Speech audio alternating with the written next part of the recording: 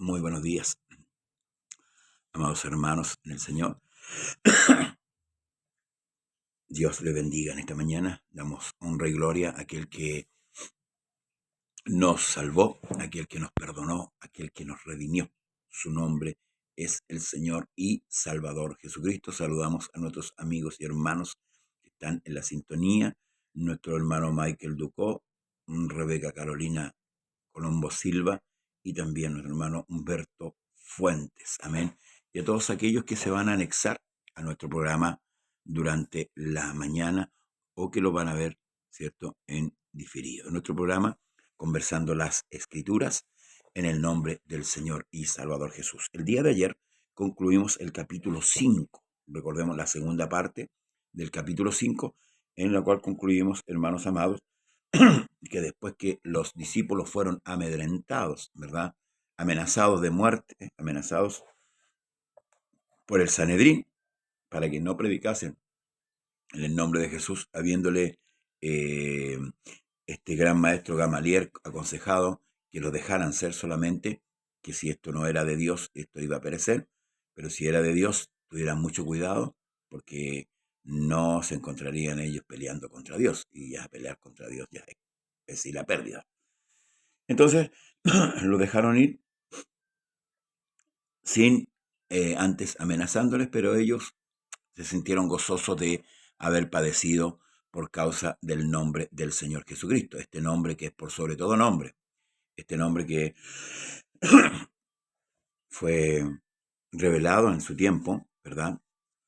Mediante el nacimiento del Mesías, Dios revela el nombre a José, también a María, y hace mención de este nombre, llamándole, ¿cierto?, a, a su hijo Jesús. ¿Mm? Jesús, porque él dice, salvará a su pueblo de sus pecados. Jesús, Salvador. Amén. Señor, Dios bendiga a nuestro hermano Manuel Cárdenas. Bendiciones. Amén. Y dice que todos los días en el templo y por las casas no cesaban de enseñar y predicar a Jesucristo. O sea, aquí esto, el amedrentamiento, el querer detenerlo no sirvió para nada, porque dentro de los corazones de los apóstoles estaba el mismo Dios, ¿cierto?, manifestándose de esta manera. Aquí hay una forma de manifestación del Espíritu Santo, que es llevar a cabo la labor de predicar el Evangelio. A veces cuando hablamos de manifestación, pensamos en la manifestación de la iglesia, ¿cierto? Cuando los hermanos empiezan a hablar en lengua, se gozan, se emocionan. Pensamos en esa única manifestación del Señor. No, no es así. No, eso es muy pobre, muy vago. Decir que solamente eso sea la manifestación del Señor. Y a veces los hermanos salen contentos y dicen, pucha, fue un culto espectacular, y se ufanan, ¿cierto?, de esto, de la presencia de Dios, y se olvidan primero se olvidan de la palabra. ¿Mm? Se quedan solamente con esto. Pero no, hermanos, la iglesia tiene que saber y tiene que conocer que la manifestación del Espíritu Santo tiene mucho más.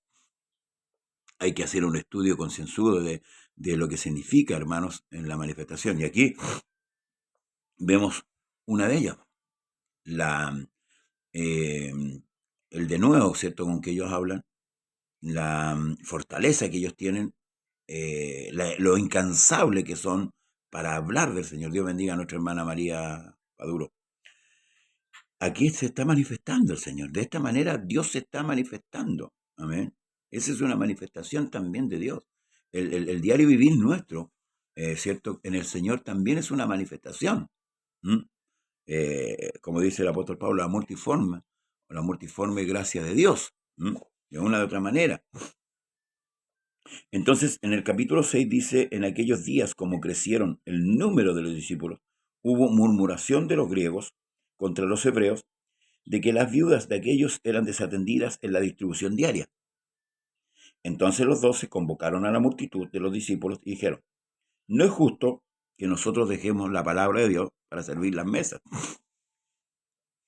Buscad pues, hermanos, de entre vosotros a 7 varones de buen testimonio, llenos del Espíritu Santo y de sabiduría, a quienes encarguemos este trabajo. Fíjese los requisitos, solamente para, hermanos, para atender las mesas. en la distribución diaria. Los griegos empezaron a alegar que sus viudas eran desatendidas, bueno, y era algo natural, porque crecía, crecía el número de los discípulos, y con esto traía más trabajo, más trabajo. Entonces, el apóstol Pedro les dice a la multitud que convoquen ellos, que ellos elijan. Ustedes busquen. Nosotros no lo vamos a buscar, ustedes busquen. Pues hermanos, mire, de entre vosotros, a 7 varones de buen testimonio, llenos del Espíritu Santo y de sabiduría, a quienes encarguemos de este trabajo.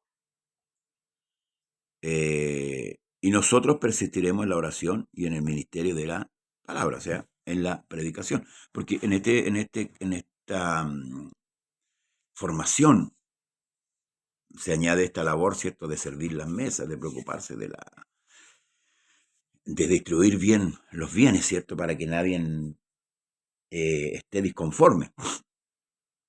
Usted sabe que el ser humano tiene ciertas actitudes que a veces dejan mucho que desear, pero aquí había una actitud con respecto de los griegos que se sentían desplazados, se sentían puestos a un lado, y bueno, el apóstol Pedro le da la solución, ¿verdad? Y le dice que ellos elijan. Hoy, estos son los primeros diáconos que la iglesia tiene, que fueron elegidos para atender las mesas. Estamos hablando literalmente. Amén. Literalmente. Y el apóstol le dice que ellos lo elijan. Hoy día los pastores eligen los diáconos. De una u otra manera, ellos seleccionan a los diáconos supuestamente, ¿verdad? Ellos tendrán el ojo para seleccionarlo de una manera especial, y Dios siempre dé sabiduría, ¿cierto?, para que los ministros puedan elegir diáconos, así como este requisito que tiene aquí, lleno del Espíritu Santo, de buen testimonio, ¿verdad?, y de sabiduría. Este requisito que está poniendo el apóstol Pedro aquí, si usted lo ve, para atender las mesas, queda sobra. Pero es que también se necesitaba esa capacidad que tuvieran estos hombres, por supuesto, dada por Dios, porque no hay capacidad, hermanos, de este tipo que no las da el Señor. Entonces dice que agradó la propuesta a toda la multitud y eligieron, escuche, a Esteban, varón lleno de fe y del Espíritu Santo, a Felipe, a Procoro, a Nicanor, a Timón, a Parmenas y a Nicolás, prosélito de Antioquía, los cuales presentaron ante los apóstoles, quienes orando les impusieron las manos, y crecía la palabra del Señor, y el número de los discípulos se multiplicaba grandemente en Jerusalén. También muchos de los sacerdotes obedecían a la fe. Voy a volver un poquito con el tema del diaconado. Después Pablo hace una enseñanza más centrada con respecto a la elección de los diáconos y las características o las cualidades que tienen que tener cada diácono. Si usted se fijó aquí, dice que la palabra del Señor crecía. O sea, eso dejó pie para que los apóstoles predicasen mucho más la palabra, ¿verdad? Y no se viera interrumpida por el servicio a las mesas. Ahora, la elección de los diáconos, ahora a posterior, donde el tema eclesiástico cambió en cierto modo, ya no se hacía ese tipo de atención, porque recuerde que después la iglesia, hermanos, es cambiada de posición, ya no está en Jerusalén, va a Antioquía, pero aquí se hace un ordenamiento. El apóstol, por eso es importante las cartas del apóstol Pablo para la iglesia, Corintio, por ejemplo, donde se hace un ordenamiento. El apóstol, lleno del Espíritu Santo, hace un ordenamiento de la iglesia. Y ahora los diáconos son los hombres como los ancianos que le llamaban antiguamente. El término anciano, obispo, pastor es el mismo. Amén, por si acaso. De repente, como la iglesia evangélica o la iglesia cristiana entró, en cierto modo, una copia de la iglesia católica. En cuanto a la jerarquía, se jerarquizó. Dios bendiga a mi hermano Mario Bustos y a Camilo Martínez, Dios les bendiga en esta mañana. Se hizo como la copia de jerarquización de la iglesia. Entonces, el día del obispo está más arriba, el pastor y como decía el otro día, como no encontraron otro puesto, ¿verdad? Crearon el nombramiento de apóstol. Entonces ahora es apóstol, a ver, supuestamente, Jesús, apóstoles, pastores, diáconos, entre medio ahí, ¿verdad? Entonces se jerarquizó. No, no es así. Amén. La iglesia no tiene ese tipo de jerarquía. Dice que Cristo es la cabeza, Cristo no es el pastor es un administrador que está puesto por delante, y nosotros miembros los unos de los otros. Entonces, esto permitió, este mecanismo que que la multitud eligiera a los diáconos, permitió que los apóstoles tuvieran libertad para predicar la palabra. ¿Ven? Y crecía, ¿cierto? Seguía creciendo el número de los creyentes que eran añadidos a la iglesia. Esto es importante, el orden. ¿Mm? El orden, hermanos, dentro de la administración. Esto no es el lote. Hoy día, nosotros para saber y para entender el orden de la iglesia, el orden administrativo, porque muchas veces me preguntan, ¿y por qué la mujer no predica, por ejemplo?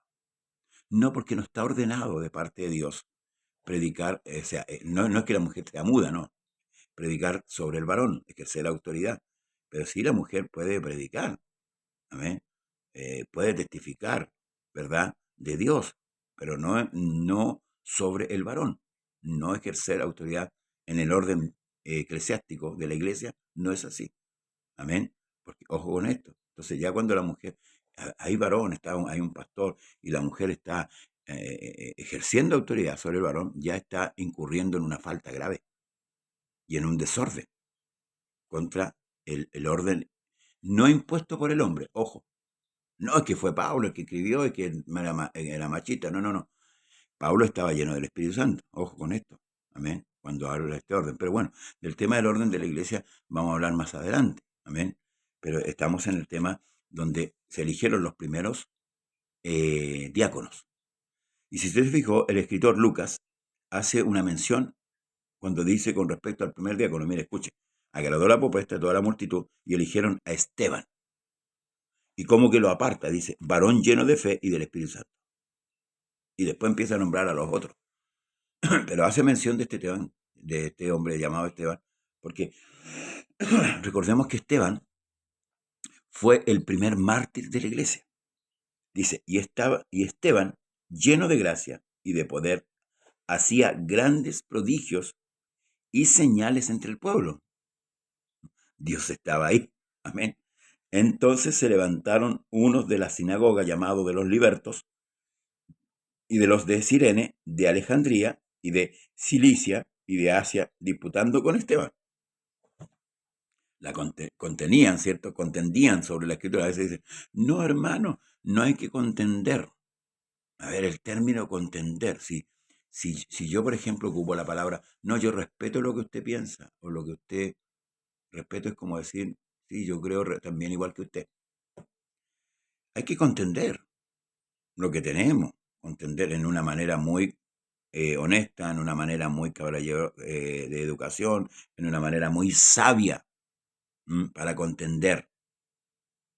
Eso es sin ofender, sin ánimo de ofender. Hoy día hay muchos que contienden la palabra, pero ofenden al otro, en el sentido de no con el tema doctrinal, sino ofensas. Estamos hablando de ofensas, de maltrato. No, así no se contiende por la fe.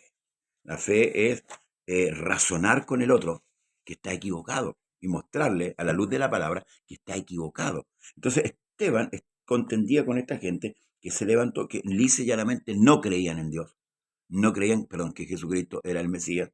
Entonces sobornaron, dice, a unos para que dijesen que le habían oído hablar palabra blasfema contra Moisés y contra Dios. Ya. Esto es una trampa, ¿cierto?, que hacen estos hombres para liquidar a Esteban, porque ahí para ellos todavía estaba la ley, para la iglesia la gracia, pero para los judíos, para estos judíos, solamente estaba la ley. Recuerde que el que hablaba palabra blasfema contra Dios, ¿verdad?, era apiedrado, puesto 2 testigos por delante, ¿cierto?, y tenía que ser muerto. Entonces estos hombres sobornaron a 2 testigos falsos, los cuales, dice, y se levantaron al pueblo y a los ancianos y a los escribas, y arremetiéndole, le arrebataron y le trajeron al concilio. Lo tomaron, ¿cierto?, donde Esteban estaba hablando de la palabra de Dios, y lo llevaron al concilio y pusieron testigos falsos que decían, este hombre no cesa de hablar palabra blasfema contra este lugar santo y contra la ley. Pues le hemos oído decir que ese Jesús de Nazaret destruirá este lugar y cambiará las costumbres que nos dio Moisés. Entonces todos los que estaban sentados en el concilio, al fijar los ojos en él, en Esteban, vieron su rostro como el rostro de un ángel. ¿Mm? Hasta aquí llega el capítulo 6 del libro de Hechos. Mañana continuaremos con el capítulo 7, pero hay que rescatar muchos detalles, hermanos amados, porque en el capítulo 7 Esteban va a presentar la defensa, su defensa. Amén. El Señor le dijo a los discípulos cuando os lleven, ¿cierto?, delante de los concilios, de la sinagoga, no penséis que habéis de hablar, porque el Espíritu Santo os dará palabra a la misma hora. Esteban no estuvo con Cristo, ojo, Esteban no estuvo con Cristo, Esteban se convierte a posterior, ¿verdad? Llega al Evangelio a posterior, y me llama la atención aquí el verso 15, que dice, entonces todos los que estaban sentados en el concilio, al fijar los ojos en él, ¿qué es lo que vieron? Su rostro como el rostro de un ángel. Caramba, estos fariseos que perseguían la iglesia, junto con los saduceos, y que incitaban al pueblo a no creer, están repitiendo la historia que se repite con Jesús en la cruz. Pusieron testigos falsos, ¿verdad?, en el concilio, porque lo juzgó el concilio. A Esteban lo juzgó el concilio. Esto ni siquiera lo llevaron como a Jesús a que lo juzgara el gobernador. Recuerde que Jesús fue llevado a Poncio Pilato para que el juicio pareciera más justo, más... bueno, ellos tramaron todas estas cosas contra Cristo. Fueron mucho antes que los tribunales romanos abrieran. Lo llevaron directamente al procurador romano, que era Pilato. El juicio se lo hicieron de noche. Ellos, recuerde, que apresaron a Cristo allá en el huerto de Getsemaní, cuando fue Judas, ¿cierto?, y la pandilla que él llevaba para apresar a Cristo. Cristo se les adelanta diciéndole, a quien buscáis, a Jesús Nazareno, yo soy. Ellos retrocedieron y cayeron a tierra, de acuerdo al relato que Juan hace, y apresaron a Jesús para hacerle un juicio injusto. Por eso que Isaías dice, por cárcel y por juicio fue quitado. O sea, no tuvo juicio, ni tampoco tuvo cárcel. Y quiero decirle que ni el peor criminal en el mundo, ha tenido un trato tan vejatorio como el que tuvo Cristo. Sin juicio, sin cárcel. Porque en la madrugada, muy temprano, cuando amanece, lo llevan donde Poncio Pilato. Después del juicio de la casa de Anás, el sumo sacerdote, Jesús es llevado donde Poncio Pilato. Sucede exactamente lo mismo con Esteban. Con diferencia que ellos no lo llevaron a un tribunal romano, lo enjuiciaron ellos por blasfemia.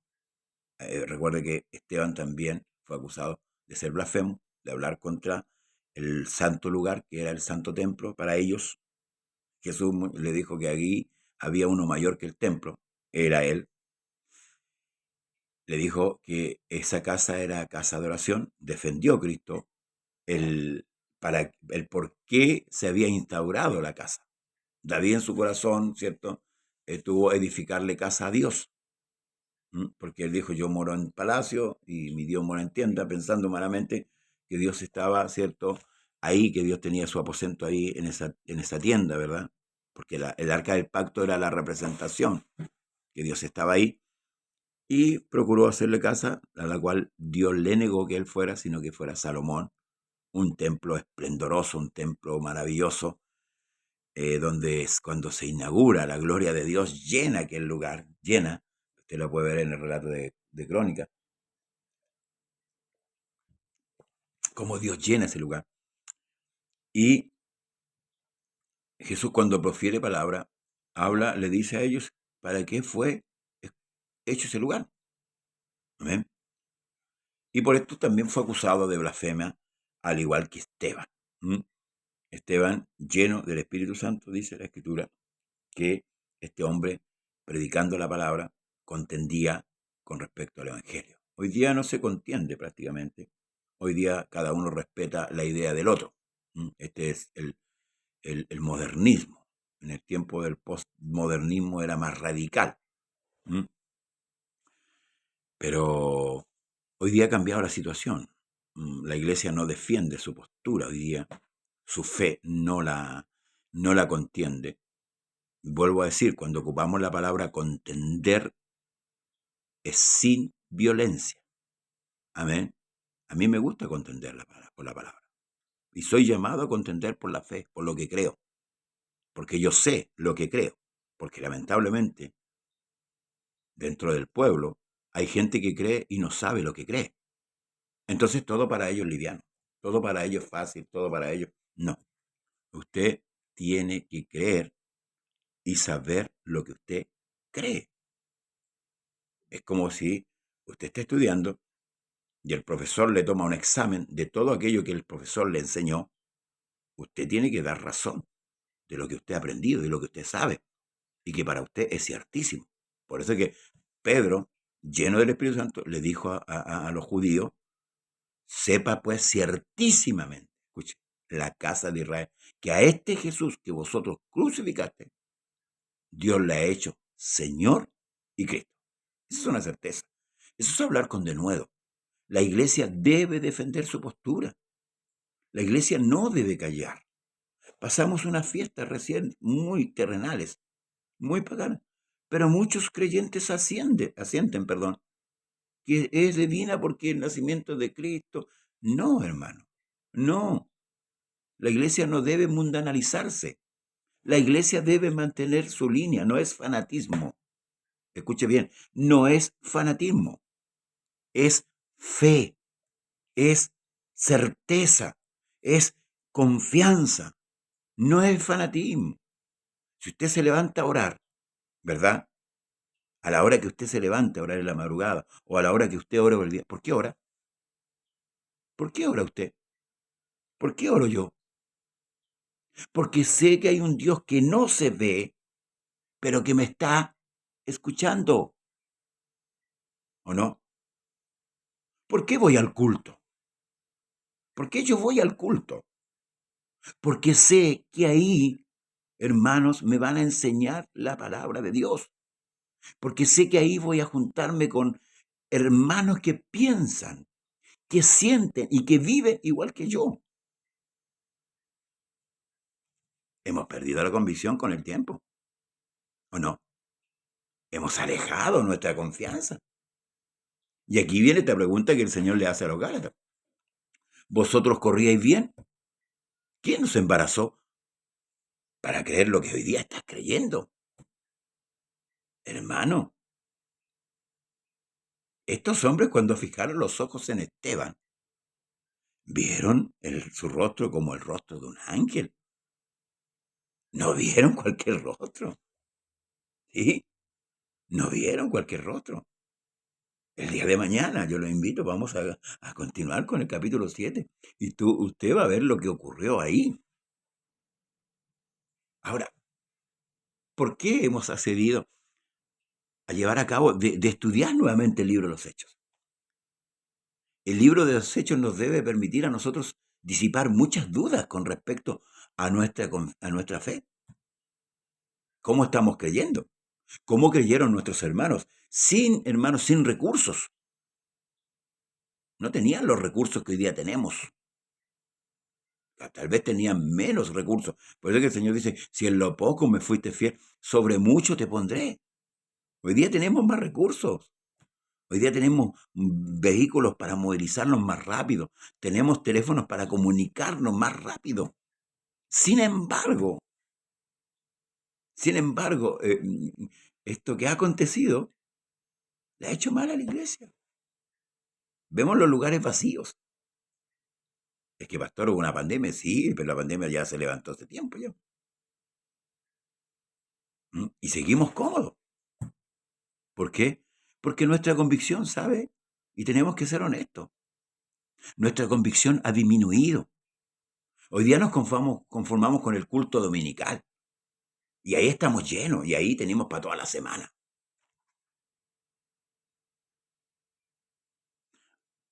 Un hombre, un rey, que fue a pelear contra Israel, dijo,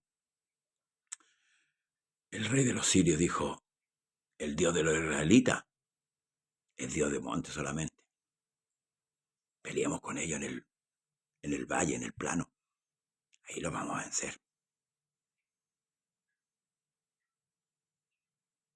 Y no fue así. Hermano, Dios no es Dios de un solo lugar. Dios no es Dios de un solo día. Dios no es solamente un Dios que hace milagros. Dios no es un Dios, hermanos amados, si usted conoce a su Dios. No es un Dios pequeño, es un Dios todopoderoso. Por eso que Daniel dijo que el pueblo que conoce, escuche bien, que conoce a su Dios, se esforzará y hará.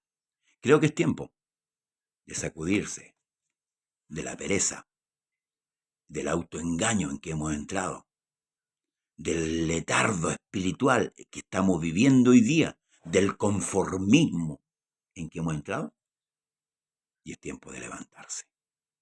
Sí, estos hombres fueron escogidos para servir la mesa, pero uno de ellos,